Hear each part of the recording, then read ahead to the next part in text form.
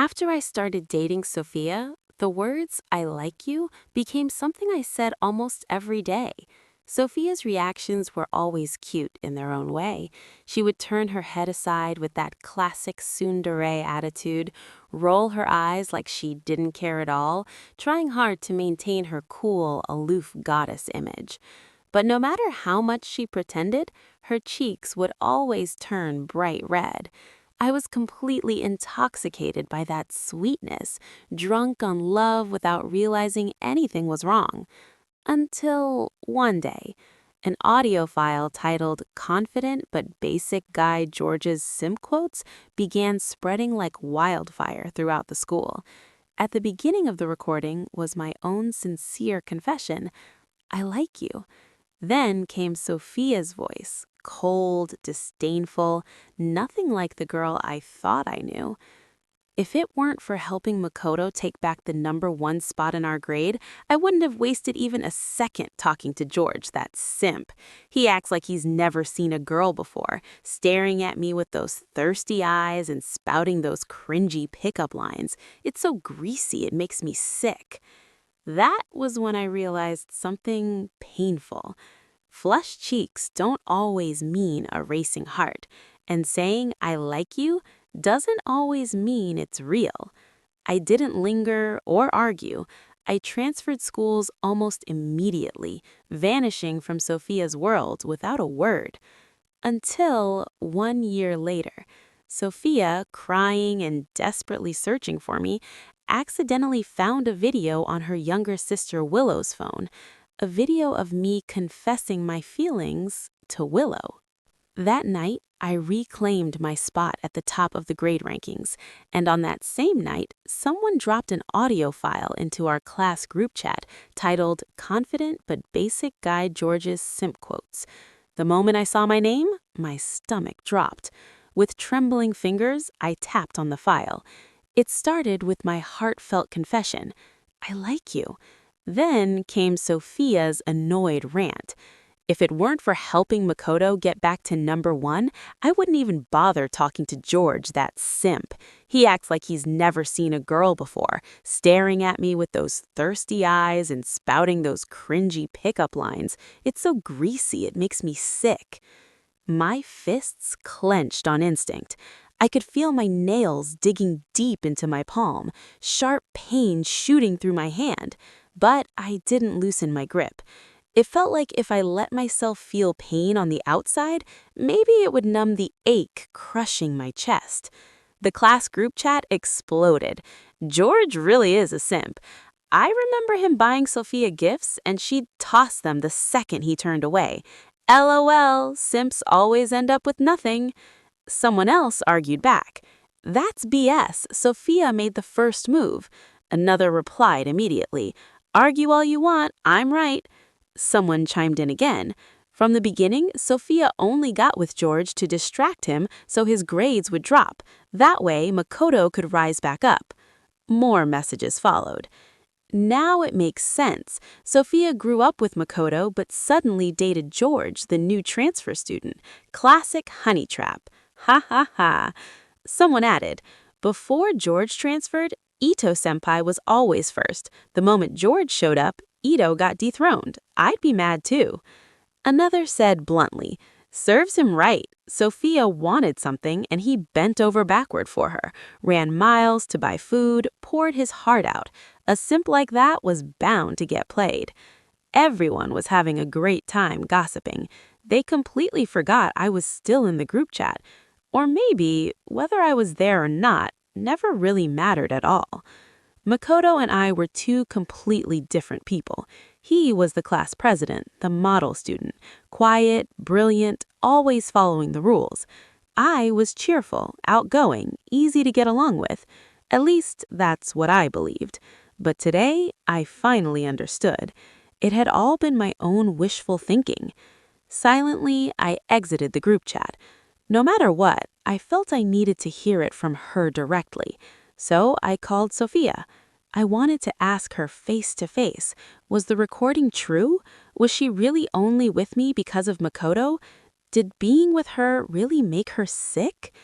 The phone rang for a long time before she finally answered. There was loud, lively noise in the background. Sophia's voice, soft and sweet, came through the phone. "George?" I paused, then asked, "Aren't you supposed to be resting at home?"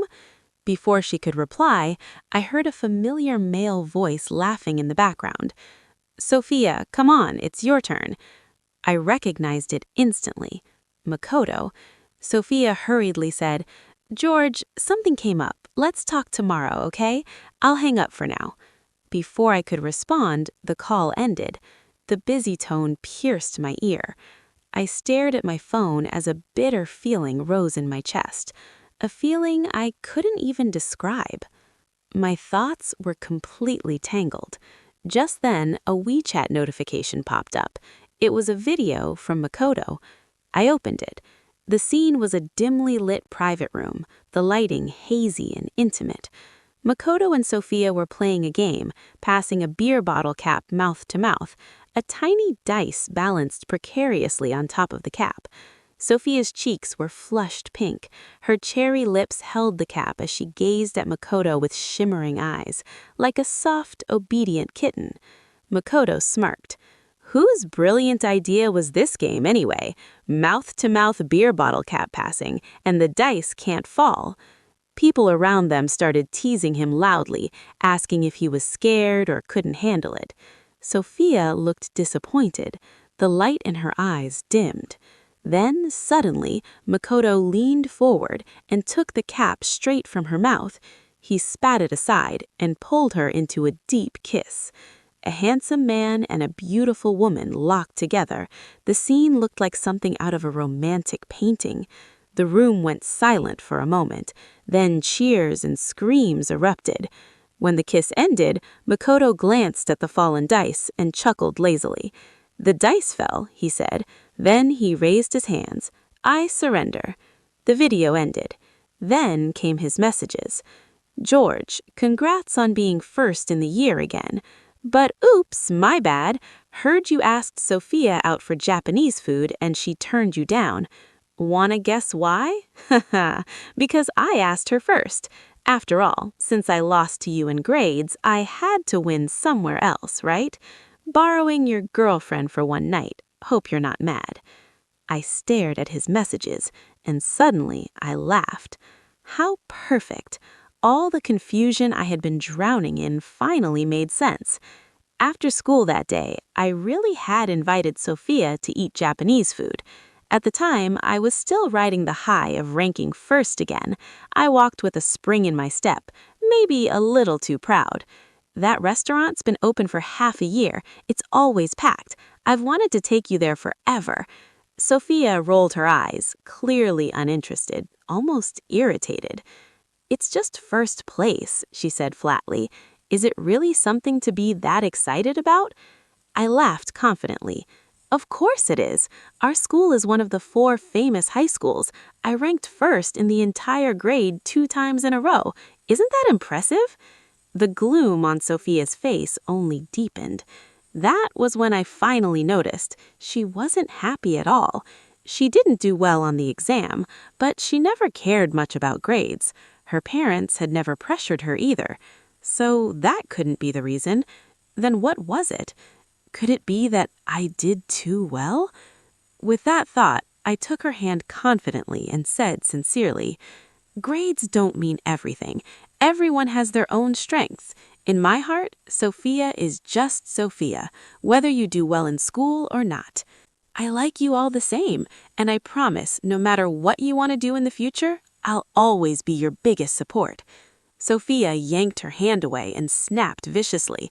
"George, aren't you tired of these cheesy pickup lines?" I froze, staring at her a little stunned. There was a dull ache in my chest, mixed with confusion. What did I say wrong this time that made her blow up like this? Is expressing love to someone you like really just being a pathetic simp? My parents are deeply in love. They always told me, "Son, don't hide your love. Say it out loud. Don't be stingy with your affection." Was everything they taught me all wrong? Sophia looked at my stunned face, and a flash of regret passed her eyes. Her tone softened. She bit her lip and said, "I'm sorry, George. I've just been in a bad mood lately. I want to go home and rest. Let's go for Japanese another day, okay?" I quickly smiled and waved it off, telling her it was fine. But the Sophia who said she wanted to go home and rest ended up meeting her lover, Makoto. It was only today that I finally understood. A flushed face doesn't always mean she's in love. Turns out, even love can be faked. Chapter 5. As I sat at my desk spacing out, my mind kept replaying memories from when Sophia and I were together. A year ago, my dad's company expanded its business area. Just before hanging up, Sophia suddenly remembered something. "Oh, right. By the way, is there a new transfer student at your school this term? Really good grades, sunny smile, very cheerful. His name's George." There was a brief burst of static on the other end. Then Willow's gentle, calm voice came through. "No, I've never heard of him." The semester ended quickly, and I went home for winter break. Willow messaged me on WeChat every day, sharing small moments from her life. Sometimes it was a photo of the bright moon. Caption, "The moon is beautiful tonight." Sometimes it was a picture of a dog. Caption, "Looks like you." I was speechless. That night, Willow suddenly sent me a video. It was a video of her putting on stockings. Her movements were natural, slowly sliding the stockings from her calves up over her long, fair legs, inch by inch, disappearing beneath her skirt. Her pale skin was wrapped in sheer black, adding a faint, mysterious allure. I never expected Willow, who always looked so quiet and gentle, to have a figure like that. Who wouldn't lose their mind watching this? I immediately saved the video. Then I calmly replied with a single question mark. 1 second later, Willow recalled the message. She replied, "Sorry, sent it to the wrong person." I stared at her guilty backtracking, amused. Good thing I saved it in time. Fast hands win, slow hands lose. I tossed my phone onto the bed and didn't reply. After I got out of the shower, I saw more than a dozen messages from Willow. "I really sent it to the wrong person. Why aren't you replying?" Crying kitten. "Okay, fine. I didn't send it by mistake. I meant to show you. I thought you'd like that kind of thing. You're a gentleman. I was too bold. I'm sorry. You don't think badly of me, right? I'm really sorry. I won't do it again. Talk to me, please. I'll apologize in person. I'm coming to see you." I was completely dumbfounded. Coming to my house in the middle of the night just to apologize? Did that even make sense? I didn't know why, but my heart started racing. At 12:10 a.m., my phone lit up with a new message. "Little Wang, come to your window." I rushed over and looked down. Willow was standing outside my house, smiling and waving. She looked pure and elegant, her figure slim and graceful. The night wrapped around her, moonlight softly illuminating her face, like a painting that shouldn't be disturbed. My heart thundered in my chest. I think I finally understood how I felt about her. I quickly put on my shoes and ran downstairs. Worried, I asked seriously, "You really came all this way so late?" She pouted. "I told you I wanted to apologize in person." Her cheeks were flushed as she looked at me earnestly. "I'm sorry, George. I like you, but I don't know how to show it properly, so I did something stupid. You don't hate me, do you?" Hate? What kind of question was that? That kind of stupid thing? She could do it as much as she wanted. But I hesitated. At this stage of life, I felt feelings should be handled carefully. Still, I took a deep breath. "Willow, maybe we could try." Her eyes lit up, but suddenly she interrupted. "No, George." Her voice wasn't loud, but it was calm and firm. "You can't say yes just because you're afraid rejecting me would hurt my feelings. That kind of love isn't real. I can wait. I'll wait until you truly fall for me. After the college entrance exams, give me your answer." Okay. In the second semester of senior year, everyone buckled down. Our minds were fully focused on studying. Even David, usually so laid back, looked tense like he was heading into battle. Time flew by. As the college entrance exams approached, the school gave us time off. I didn't touch a single book. I stayed at home, zoning out, resting for a whole day. That night, Willow sent me a short message. "Good luck. I believe in you." When I walked into the exam room, I felt confident. Everything went smoothly. After the final subject on the third day, students surged out of the school gates like a roaring river. Parents had been waiting for hours. Everyone was hugging, crying, laughing, shouting. All those sounds wove together an ending and a beginning. The close of high school, the opening of a brand new chapter. After the exams, I began seriously thinking about the promise I made to Willow. She didn't rush me. She only asked which university I was applying to. I replied, Capital University. On the day of the class dinner, I caught a terrible cold and didn't go. I lay weakly on the couch, staring at my phone in a daze. My dad walked over and checked my temperature. He nodded and said, "Not bad, the fever's gone."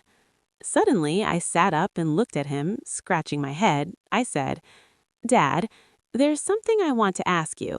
So, there's this girl I like." My dad's lips curved into a smile, his eyes full of warmth. Feeling a bit embarrassed, I rubbed my nose. I said, "She likes me too. I just don't know if we should be together."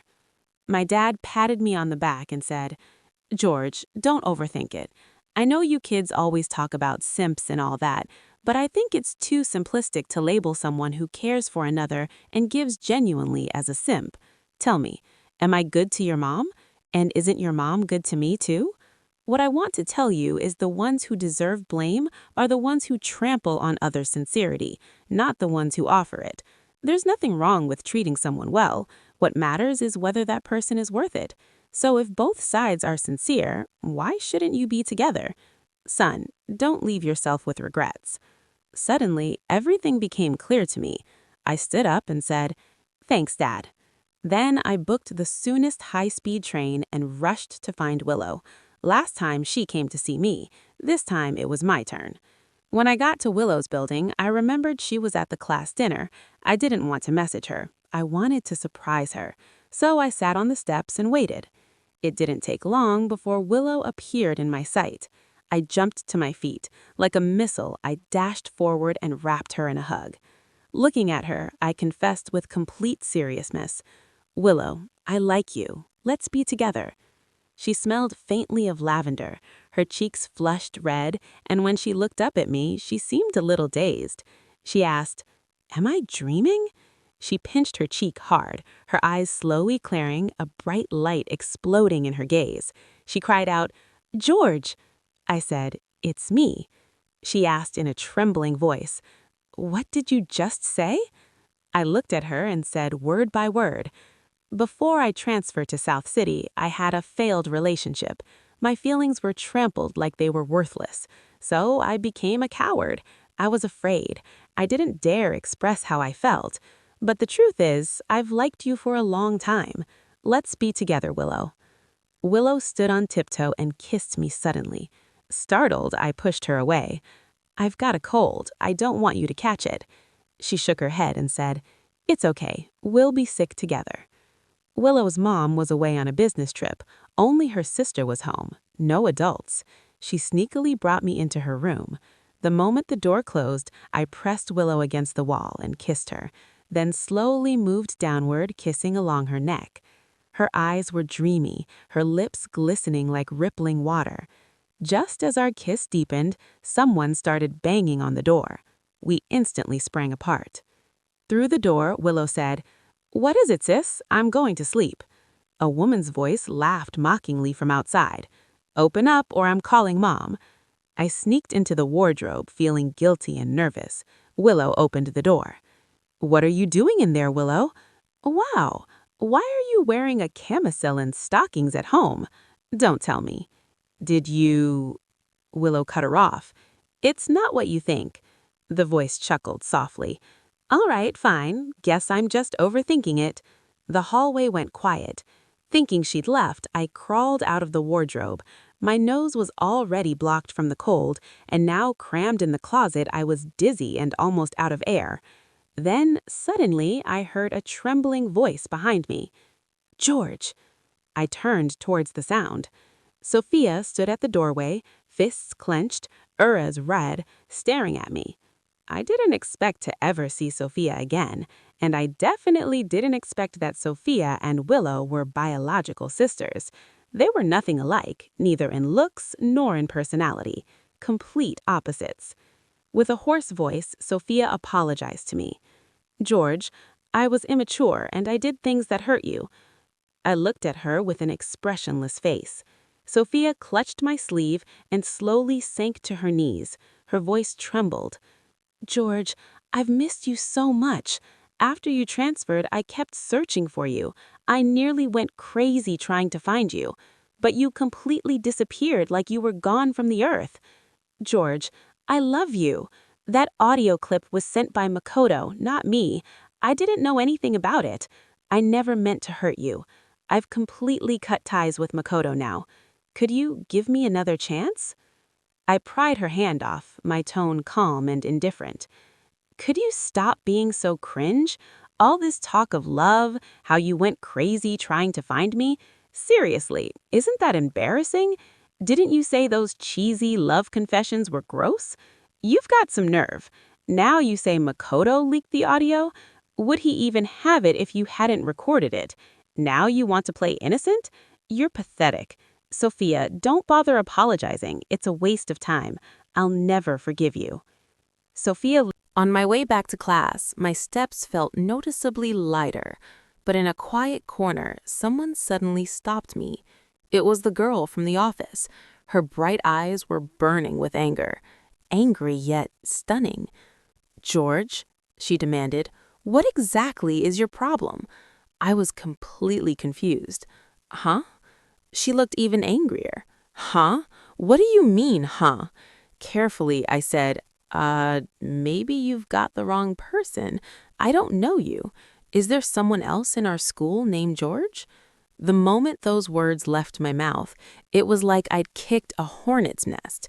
Her eyes reddened and disbelief and hurt filled her voice. "You don't know me? You seriously don't know me?" I looked at her with total innocence. What was wrong with that? She clenched her teeth. "George, you're such a jerk. You asked the teacher for my exam papers, saying it was for studying, but you were actually manipulating your scores." She continued, voice trembling. "Every time, you're exactly 10 points behind me. Do you think I'm stupid and wouldn't notice?" The more she spoke, the sadder she looked.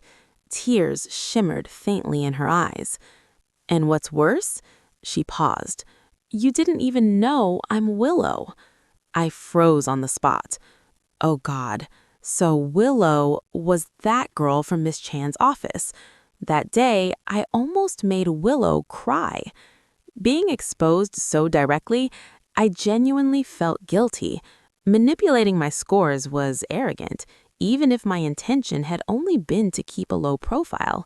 Who would have thought I'd end up creating drama right in front of the very person I wanted to avoid? Miss Chan nearly laughed herself to death when she heard. Turns out, she was Willow's aunt, and she loved the chaos. She even rearranged our seating so Willow and I became desk mates. Willow looked at me seriously.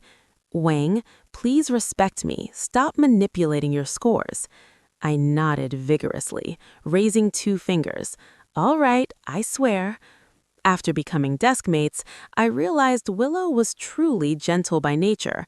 Whenever she couldn't win an argument logically, she'd give me this helpless, slightly wronged look. Even the way she addressed me changed, from George to Little Wang. One afternoon, my mom called. She said a girl from number 1 High had come to our house. Very pretty and looking extremely sad. She said she was delivering a book and asked about me. I didn't take the book. I told her you went abroad. I was shocked she'd guessed so easily. I'd hidden my relationship with Sophia from my parents all along. My mom chuckled. "I'm your mother. Even if you don't say it, I can tell." Hearing Sophia's name still made my heart ache. Coincidentally, exam results came out that same day. Willow beat me by 1 point. She blinked in disbelief, her long lashes trembling. You didn't hold back this time, did you? I pretended to collapse, covering my face dramatically. You beat me by 1 point and still want to humiliate me? My heart hurts. It was just acting, but somehow it did sting. Seeing me so down, Willow panicked. I'm sorry, George. I didn't mean it like that. Please forgive me. If you forgive me, I'll do anything you ask. I instantly revived. Leaning closer with a grin, asked, Anything? Her cheeks flushed pink. She nodded shyly. I rubbed my hands together, brain racing, but came up with nothing. My deskmate, David, whom I'd grown close to, rolled his eyes and suddenly said, Hey, AI girlfriends are super popular right now, right? Have Willow pretend to be your girlfriend until the college entrance exams. He looked eagerly at me. What do you think? I turned to Willow. What do you think? Her eyes widened, face burning red. She lowered her voice. No need to pretend. Her eyes sparkled, reflecting my dumbfounded expression. The moment my heart started pounding, I panicked and ran. That's when I realized I'm completely hopeless. Whenever I see Willow's beautiful face, my brain crashes and stops working. You might think that's normal, but it's not. It's dangerous. So I started avoiding her. I even asked David to switch seats with me. When Willow came to ask questions, I replied solemnly, You're not allowed to talk to me. She nodded obediently. All right. And so the cycle continued. Late one night, Sophia received a call from her sister, Willow. Very seriously, Willow asked her how to make the guy she liked fall for her too. They were biological sisters. When they were 10, their parents divorced. Willow took her mother's last name and left with her, while Sophia stayed with her father. Despite everything, their bond remained strong. Sophia was surprised. Sis, are you in love? Willow shyly admitted it. I like him a lot. She whispered, but I don't know how to make him like me back. Sophia felt dazed. A voice echoed from deep in her memory. That boy had once said, Sophia, you're so cute. Sophia, I really like you. He had always said he liked her, openly, sincerely, without holding back. A teenage boy's feelings were intense and pure. She couldn't help being moved by him. It was like orange soda, bubbling in her heart, rippling outward, slowly turning into a sweet and sour secret. She had almost forgotten that she'd been with George because of Makoto. But Makoto had noticed long before she did. He had once jokingly asked her, Don't tell me you've actually fallen for George. Her hidden feelings, fragile and unspoken, were suddenly exposed. Her pride forced her to deny it. After that, she began carrying a voice recorder in her pocket, secretly recording every moment she spent with George. She cut up all his heartfelt confessions, turning them into a so-called simp quote compilation. And then she pretended to be disgusted, saying George was too cringy. Back then, she was pathetic and cowardly, trying to hide her racing heart by humiliating him. She sent the compilation to Makoto as if to prove she really didn't like George. But what she never expected was that Makoto secretly forwarded the file behind her back. That night at KTV, while playing the bottle cap passing game, she looked into Makoto's eyes.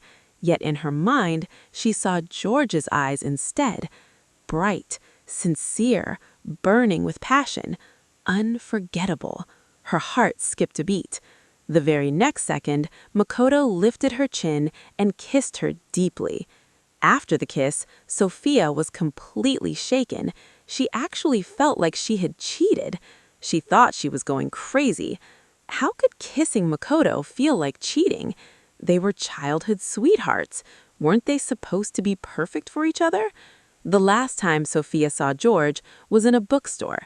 They argued about a book. She asked him to give it to Makoto. At the time, it felt simple. It was just a book, right? George was rich. Once it was restocked, he could buy as many copies as he wanted. But later, she realized she was wrong, and she would never get the chance to make it right. Because George suddenly disappeared. Before she could even understand how she truly felt about him, he vanished from her world without warning. It wasn't until then that she found out the simp quote compilation had been leaked by Makoto. Furious, she went to confront him. Makoto tilted his head and replied coldly, "Sophia, you recorded those yourself." Sophia's face went pale. That's right, she had recorded them herself. If that was the case, why was she so afraid of him hearing them? She tried to convince herself. So what if he disappeared? It didn't matter. It was all fake anyway. But as time passed, she found herself thinking about George more and more. By the 99th time that cheerful, confident smile appeared in her mind, she finally admitted it. She liked George too. She almost went crazy trying to find where he'd gone, pestering the homeroom teacher again and again, but even the teacher didn't know. All she managed to find was the address of George's family villa. She went there, holding the book she had carefully prepared. George's mother opened the door. She wore a polite smile, but her eyes were distant. She didn't take the book. She only said George had gone abroad. Did he really go abroad? With tears in her eyes, Sophia walked away from the Wang house, her heart unbearably heavy. A light drizzle began to fall. The shops along the street blasted deafening music. Later, I finally learned to love, but sadly, you were long gone, vanished into the crowd. Gardenia's white petals land on my blue pleated skirt. I love you, you said softly. I lowered my head and smelled a faint fragrance. Sophia's heart shattered. She stumbled and suddenly collapsed on the street, crying uncontrollably at a corner, surrounded by strangers. "Big sis, are you listening?" Willow's voice abruptly pulled her back to reality. Sophia replied, "What?" Willow said, "I was asking how to get a guy I like to like me back." Absent-mindedly, Sophia answered, "Wear a short skirt, stockings, seduce him." Willow was speechless.